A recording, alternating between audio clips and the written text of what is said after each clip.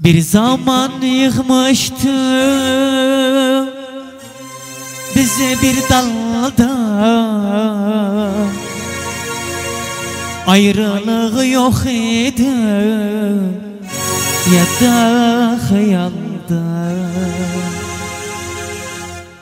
Bir zaman yıkmıştı bizi bir dalda, ayrılığı yok idi ya da hayalda.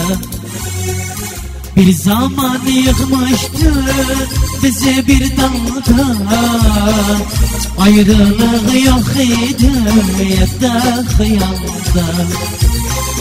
Necati dumanı koydu bu halda, dünyada kim kime bela kıydı.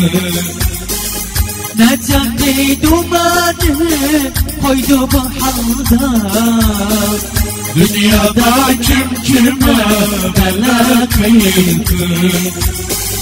Nasıl aşk kitabı beleditti.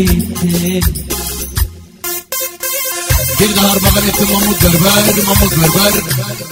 Bu beste şerefine 50.000 dinar. Yaşasın Mahmut Berber. Vasip Kazak şerefine. Yallah.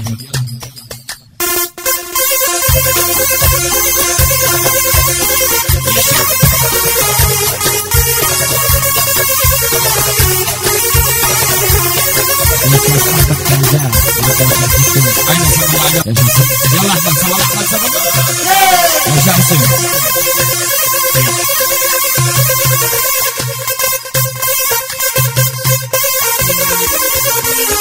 Ya arkadaşlar,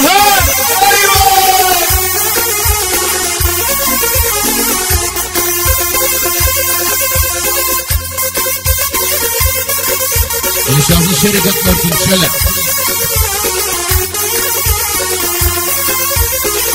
Sensiz hayatımın yoktu bir tadı, dilime uymurum gerisini aldım. Sensiz hayatımın yoktu bir tadı, dilime uymurum Ahmet'in adı. Necati dedim işte